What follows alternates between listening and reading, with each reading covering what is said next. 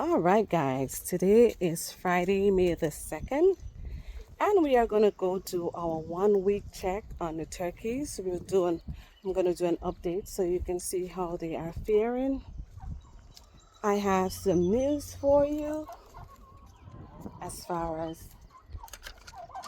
the journey of raising this batch of turkey poults. I'm not going to tell you whether it's good news or bad news, but we are going to head into the run. Let these girls out.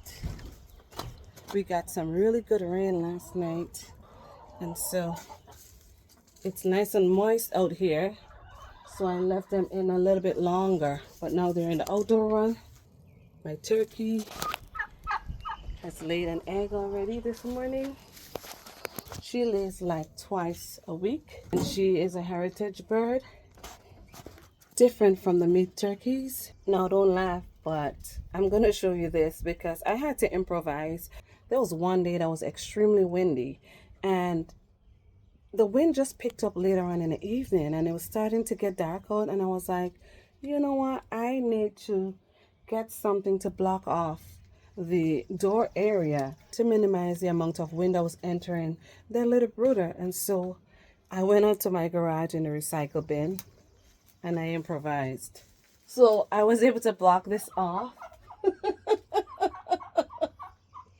I have grandkids, so I used those boxes to block off the wind, and that worked out perfectly fine. It's still there at the moment. I'm going to leave it there for about at least another week or so because it's been windy and it's a cooler wind, and I'd rather not have that cool air in there, and I want to maintain that temperature in the brooder box. So here goes. Improvise. Use what you got, and it works perfectly fine. These are.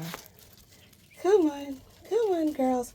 Oh, you finished that water. I put that water here last night before I went in. There's a bit of wastage in the feed. I'm going to elevate that, refill it, and elevate it. But here we have 8 turkey poults. I started off with 10. And if you've seen my initial video when these turkey poults arrived, I had 10. But 2 of them was looking a bit finicky. And so I'm not surprised that I lost those 2 turkeys. I stayed with them for as much as I can.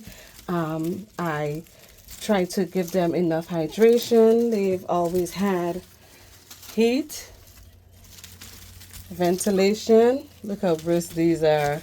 Running away from me now. Their wing feathers are growing out, as you can see. But they are very vibrant. And so, you know, see that? This is why I put the roost already for them. It's been a week, only a week, and they're already practicing to fly. So I know it's only a matter of time when they're going to need that roost, and they're going to be heading up there to enjoy some time on that roost.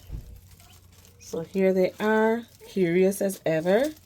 They're looking good. I'm satisfied, and I'm okay with, 8 out of the 10 birds, even though I would have rather had all 10 of them survive. And for me, like I said in the past, turkeys have, proven to be very finicky. But nevertheless, I will continue to raise meat turkeys because the return is awesome. It's worth the while. It's worth my time. It's worth all my efforts and sacrifice that I put into these birds that I'm raising for our consumption and to feed my family. And so I won't change a thing. The only thing I'd prefer is if I had a local hatchery that I could actually grab them from a local hatchery versus having to have them shipped in the mail. And during that time, especially when it's cooler out and they're not getting heat during travel, during that time, their health sort of decline, and you have to literally nourish them back to health. And it's risky sometimes because, sometimes you get them in 72 hours versus 48 hours. And the longer they stay without water and heat, then it's more difficult. It becomes riskier for them to survive. But these 8 are looking great. And if I didn't mention it before, these are broad-breasted bronze turkeys, which are meat turkeys. These are straight runs, so I'm not sure as yet which ones are males, which ones are females. As they get older, I'll be able to identify sex because they do have varying features. But for now, they're doing well. They like pecking on shiny things. This one's just obsessed with my ring here. Oh, no flying out. Look at them. They have all that room to be frolicking around. I love seeing that. And I can't wait till the time comes when I can remove this box and let them enjoy this entire space here as they get a little bit older. Now, I'm not doing that as yet because I want to keep this microclimate in here in the box for them because it still gets chillier out. It's still May, and once it's like June, late June, I would say, I would allow them to go into that bigger space where they can enjoy the environment, and it's much warmer out and the temperatures are naturally more steadier. I am about to clean up. I have my tool right here, as always, my paint scraper. So I just scrape the surface here, refill their feed, refill their water, and they're not eating as much yet. And at this stage, I would have to refill their feed like twice a week. But in the coming weeks, I would have to end up putting 2 of this size of feeder, which I would have to refill twice a day versus twice a week. The water is going to have to be upgraded to a bigger one eventually, probably about in a week or so.